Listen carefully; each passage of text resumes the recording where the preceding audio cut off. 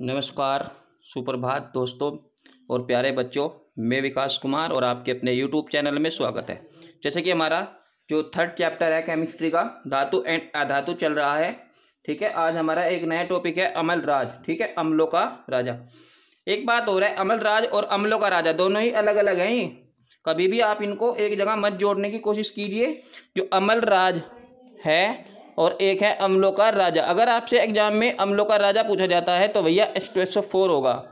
ठीक है, नौकरियों के एग्जाम में, कंपटीशन की प्रवेश परीक्षाओं के एग्जाम में, ठीक है, ये क्वेश्चन पूछा जाता है कि अम्लों का राजा निम्नलिखित में से कौन है। कौन है अम्लों का राजा? H2SO4 सल्फ्यूरिक अम्ल अम्लों का राजा कहलाता है। ठीक है, इसके बाद जो हमारा अम्ल राज है वो अलग होता है। दरअसल हमें अम्ल राज बनाने की जरूरत क्यों पड़ी?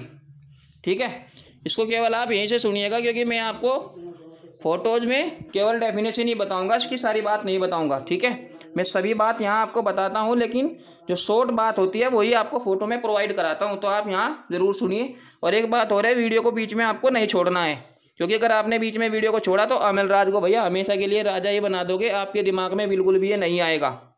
ठीक है, ये आपको अगली क्लासेजों में भी काम आएगा। जब तक आप साइंस से जुड़े रहोगे, केमिस्ट्री से जुड़े रहोगे, ये आपको दुखी करता रहेगा, तो इससे बच के आप नहीं जा सकते। अम्ल राज, एक्वा रेजिया। ठीक है, तो चलिए शुरू करते हैं। बहुत आसान है, बहुत ध्यान से सुनिएगा। ठीक है, यदि आपने जरा सा भी इसमें समझने में गड़बड़ की तो भूल जाओगे, इसलिए इसको 10th क्लास से ही पकड़ लीजिए। ठीक है, तो देखते हैं इसकी डेफिनेशन।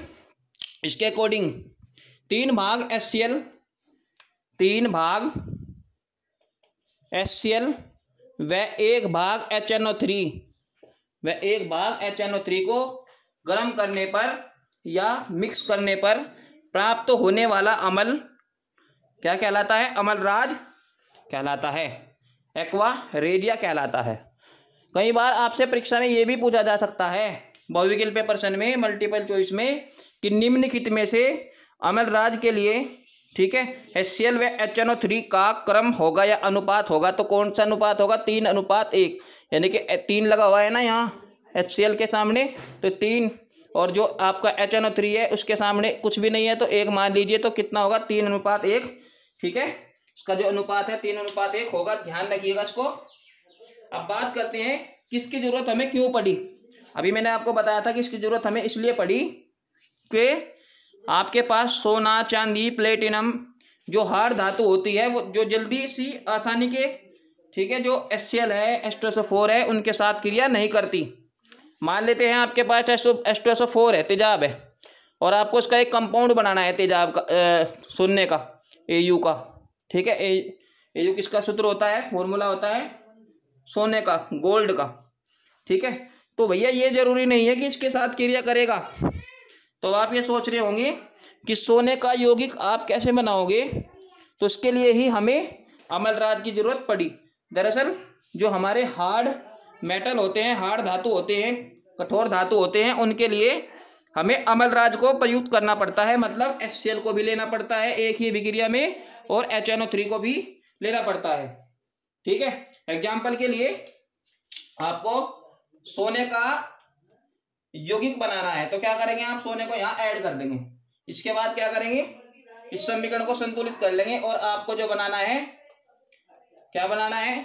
और एक ट्राइक्लोराइड, मतलब सोने का लवण आपका ये बन जाएगा।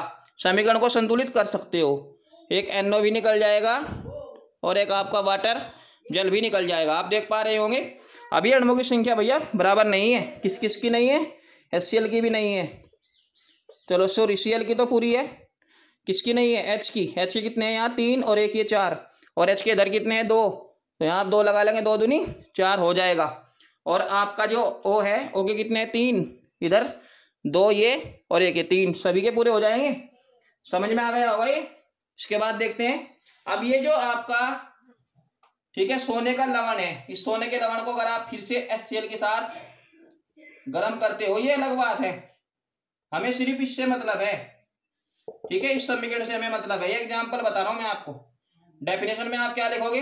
3 भाग HCl व 1 भाग HNO3 को गर्म करने पर जो अम्ल प्राप्त होता है उसको अम्ल राज कहते हैं, मतलब एक्वा रेजिया कहते हैं। इंग्लिश में देख सकते हो लिखा हुआ है। ठीक है, 12th में भी आएगा और आपका 11th में भी आएगा। जहाँ जहाँ केमिस्ट्री होगी वहाँ वहाँ ये आपके काम आएगा। और इसके बाद आप इसका संकर लवण जो है वो बना सकते हो। ठीक है, संकर लवण आपके पाठ्यक्रम में नहीं है, ठीक है, लेकिन फिर भी हम केमिस्ट्री समाप्त करने के बाद आपको ऐसे टॉपिक जरूर बताएंगे। तो संकर लवण है, ठीक है, हार्ड है, जटिल लवण भी इसको आप कह सकते हो। तो इसके साथ ही हमारा अमलराज कंप्लीट होता है। और इसके बाद है जो हमारा टॉपिक वो क्या है, धातुओं के गुण हो गए हैं। अब चलते हैं धातुओं के उपयोग। धातुओं के उपयोग सभी जानते होंगे, धातुओं का आप उपयोग क्या क्या कर सकते हो। तो क्या कर सकते हो आप धातुओं के उपयोग, बर्तन बनाने में, है ना, बर्तन बनाने में, और बिजली के तार जो है, विद्युत तार, उनमें भी तो धातु का उपयोग होता है। तो विद्युत तार के उपयोग में किसका होता है उपयोग, तांबे का होता है भैया, और एल्युमिनियम का भी होता है, टंगस्टन का भी हो सकता है, नाइक्रोम का तार होता है, एक नाइक्रोम का। प्रेस में जो इस्त्री होती है, प्रेस होती है, उसमें किसका तार होता है, नाइक्रोम का तार होता है। ठीक है, ऐसे ही जो आपका बल्ब है उसका जो फिलामेंट तंतु होता है वो किसका बना होता है, डब्लू, टंगस्टन का बना होता है। तो आपको ये जानकारी भी होनी चाहिए। ठीक है, आप भविष्य में जो प्रवेश परीक्षाएं होंगी, जॉब्स एग्जाम होंगे, नौकरी के एग्जाम होंगे, इसमें भी ऐसी बातें पूछी जाती है कि जो बल्ब का जो तंतु होता है वो किसका बना होता है, टंगस्टन का बना होता है। ठीक है, तो विद्युत धातु का उपयोग ये भी बहुत ज़्यादा अहम है। ठीक है, एल्युमिनियम का भी उपयोग होता है, और एल्युमिनियम की बारीक जो परत होती है बर्फी के ऊपर, तुमने देखा होगा, बर्फी को सजाने के लिए एक अलग से ही चांदी जैसी सफ़ेद चमकदार सिल्वर की या एल्युमिनियम की पन्नी लगा दी जाती है। तो ये भी क्या है, धातुओं का एक उपयोग है। इसके अलावा धातुओं के उपयोग जो है दवाइयों के रूप में भी किए जाते हैं, जैसे कि कैल्शियम है, सोडियम है। हमारे शरीर में इन सब चीज़ों की कमी हो जाती है ना, तो कौन पूरी करता है इनको, धातु पूरी करता है। हमारे शरीर के अंदर बच्चों बहुत ज़्यादा मात्रा में, ठीक है, अलग अलग टाइप के धातु होते हैं। ठीक है, तभी तो हम दोनों पैर से चल सकते हैं, कैल्शियम हड्डी। ठीक है, इसके अलावा और भी बहुत सारे जो धातु होते हैं वो हमारे शरीर के अंदर एक जैविक प्रक्रियाओं में सहयोग देते हैं। जैविक प्रक्रिया आप समझते होंगे, यानी कि जितनी भी एक्टिविटीज हम करते हैं, काम करते हैं, सभी में धातुओं का रोल होता है। स्पीड बहुत ज़्यादा है बोलने की, आप जल्दी से ही समझने की कोशिश कीजिएगा, इसीलिए मैं तेज बोल के बता रहा हूँ। ठीक है, तो धातुओं का उपयोग हमारी जैविक प्रक्रियाओं में भी होता है। इसके अलावा तुमने देखा होगा सोना है और चांदी, इनका उपयोग कहाँ होता है, आभूषण, आभूषण के रूप में इनका उपयोग होता है, आभूषणों में इनका उपयोग होता है। आभूषण क्या होता है, अंगूठी, ठीक है, ये सब चीज़ें क्या है, नाक का मोती वगैरह, ये चैन, इस तरह की जो चीज़ें बनती है, आभूषण के रूप में भी धातुओं का उपयोग आप करते हो। ठीक है, और भैया खाद बनाने में, यूरिया बनाने में, और इसके अलावा भी कई सारी चीज़ों के निर्माण में, उर्वरक के निर्माण में धातु का उपयोग जो है किया जाता है। उर्वरक, ठीक है, तो खेती के लिए उर्वरक है, उनमें भी कुछ धातु का उपयोग किया जाता है। इसके अलावा आपने देखा होगा दवाइयों के फील्ड में भी धातु का बहुत ज़्यादा रोल है। जब जैविक प्रक्रियाओं में हिस्सा लेंगे ये, तो भैया सिंपल सी बात है, दवाइयाँ तो इनसे बनेगी बनेगी। मान लेते हैं आपके शरीर के अंदर कैल्शियम की कमी है, तो कौन पूर्ति करेगा कैल्शियम की, दवाइयाँ ही करेगी, यानी कि दवाइयों में क्या होगा, कैल्शियम होगा। ऐसे ही नमक के अंदर क्या होता है, सोडियम क्लोराइड, यानी कि क्लोराइड है धातु हो गया, और सोडियम क्या है, धातु है। तो ऐसे ही धातु की पूर्ति हो जाएगी सोडियम से। ठीक है, मैग्नीशियम, ऐसी बहुत सारी चीज़ें हैं, जैसे एल्यूमिनियम है, सोना चांदी, सभी धातु कहीं ना कहीं दवाई के रूप में भी हम प्राप्त कर लेते हैं।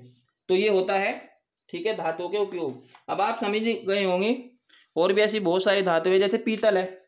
चलिए मैं आपको पीतल के बारे में बता देता हूँ। पीतल के अंदर क्या होता है भैया, जिंक होता है, और क्या होता है, तांबा, कॉपर पीतल के अंदर होता है।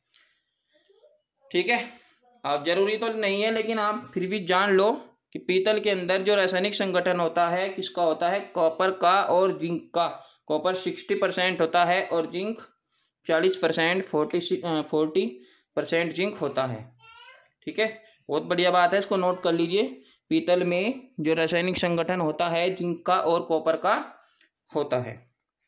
ठीक है, आज की वीडियो में हमने 2 टॉपिकों पर चर्चा की, अमरराज की और धातुओं के उपयोग की। ठीक है, जो धातु के उपयोग है आप पहले से ही जानते होंगे, कुछ कुछ मैंने आपको बता दिए हैं और जान गए होंगे। मुझे उम्मीद है इसी आशा के साथ कि आज का वीडियो आपकी समझ में आया होगा। नेक्स्ट वीडियो पर मिलते हैं, तब तक के लिए धन्यवाद, नमस्कार।